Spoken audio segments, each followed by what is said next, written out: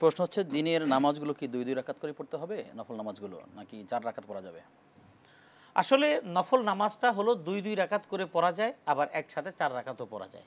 এখন যদি কেউ মনে করে যে আমি ৪ রাকাত পড়বো একসাথে, সেটা পড়লেও তার হবে। তবে নফল নামাজ সর্বোত্তম হলো ২ রাকাত করে পড়া। এটা দিনে কিংবা রাতে যখনই সে পড়ুক ২ রাকাত করে পড়া সর্বোত্তম নামাজ। জি, শুকরিয়া। প্রশ্ন হচ্ছে যে নারীদের ক্ষেত্রে ঋতু অবস্থায় সলাৎ সিয়াম থেকে তারা বিরত থাকতে হয়, কিন্তু এই সময় তিনি মূলত কোরআনের কোনো আয়াত বা কোনো দোয়া পড়তে পারেন কিনা, কি সুন্দর করবেন? প্রশ্ন করেছেন।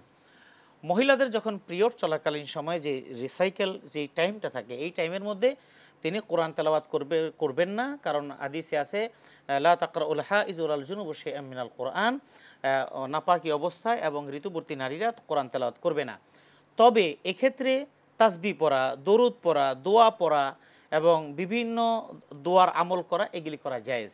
ইমাম নাবাবী রাহিমাহুল্লাহ তাআলা আল আজকার যে একটি গ্রন্থ তিনি লিখেছেন, সেখানে তিনি বিস্তারিতভাবে লিখেছেন যে সমস্ত ফুকাহায়ে কেরাম এ ব্যাপারে ঐক্যমত্য পোষণ করেছেন যে এই অবস্থার মধ্যে কোরআনকে মাসহাফকে ধরে পড়া যাবে না, কোরআনের আয়াত তেলাওয়াত করা যাবে না।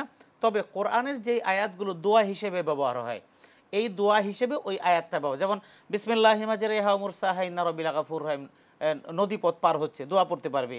তারপরে সুবহানাল্লাযী সাখারা লানা হাযা ওয়া মা কুন্না লাহু, বিমানে উঠেছে, এই দোয়া পড়তে পারবে, এটা দোয়া, এক্ষেত্রে আয়াত না।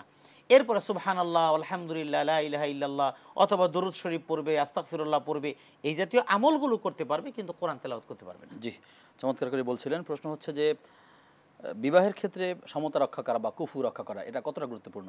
না করলে কি ক্ষতি হতে পারে?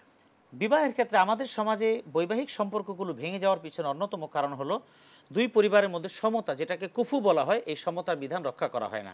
ছেলের পক্ষ হয়তো অনেক উঁচু অবস্থায় আছে, মেয়ের পক্ষ চিন্তা করে তার কাছে বিয়ে দিয়ে দিলে আমার মেয়ের জীবন একেবারে ফকফকা হয়ে যাবে। তো এটা যখন ফকফকা চিন্তা করে দিয়ে দেয়, এই মেয়েটা অর্থনৈতিকভাবে অসচ্ছল থাকার কারণে ওই বড়লোকের বাড়িতে যাওয়ার পরে সে ঝি চাকরের মতো, তার একেবারে কুকুর বিড়ালের মতো সে তুচ্ছতাচ্ছিল্য অবস্থা হয়। আবার কোনো কোনো ক্ষেত্রে ছেলের অবস্থা একদম নিম্ন পর্যায়ে, মেয়েরা খুব রাজরানী অবস্থায়, তখন ছেলে চিন্তা করে জীবনে বাঁচতে হলে অন্যের সম্পদ দিয়ে, হয়তো চরেরটা নয়তো পরেরটা, তো সুতরাং চর দখল করে খাওয়া যায় অথবা পরের সম্পদ খেয়ে খাওয়া যায়। এই লোভে যখন উপরস্থ এই মেয়েকে বিয়ে করে, তখন এই মেয়ে সেক্ষেত্রে তাকে ব্যবহার করে ভৃত্যের মতো, চাকরের মতো ব্যবহার করে, অর্থাৎ ঘরজামাই মানে হলো একটা কেনা একটা কৃতদাস। তো এই যে সমতা না থাকার কারণে এই অবস্থা, এই জন্য সমতা মানে হলো আপনি যেই পেশার, আপনার বিয়ে শাদী করার ক্ষেত্রে, আপনার সন্তানের বিয়ে শাদীর ক্ষেত্রে এই সিমিলারিটি মেনটেন করা দরকার। এখন আমি যেই লেভেলের আছি, আমি যদি আমার সন্তানের বিয়ে শাদীর ব্যাপারে, আমার আত্মীয় স্বজনের বিয়ে শাদীর ব্যাপারে আমি যদি মডার্ন কোথাও যাই, তাহলে অ্যাডজাস্ট হবে না, হয়তো আমাকে নষ্ট হয়ে যেতে হবে অথবা তাকে আমার মতো হতে হবে। তবে নষ্ট হওয়া সহজ, ইসলামাইজড হওয়া খুব কঠিন। এই জন্য সমতাটা খুবই জরুরি। আর সমতা না থাকার কারণেই আজকে সমাজের বিবাহগুলি ভেঙে যাচ্ছে। আমি একটু বলি, সেটা হলো আমাদের দেশে অনেক প্রবাসী ভাইরা আছেন, প্রবাসী ভাইরা বিদেশ থাকেন, অনেকেই অনেক পর্যায়ে আছে।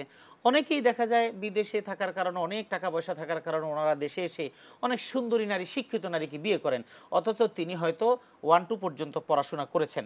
আমার ভাইকে আমি বলবো, মানে এইরকম অনেকে কষ্ট নেবেন না, যে আসলে আপনার উচিত যে আসলে অল্প শিক্ষিত যাতে করে আপনার মধ্যে থাকে, মানে দিনদার জানি থাকে। হ্যাঁ, দিনদার জন।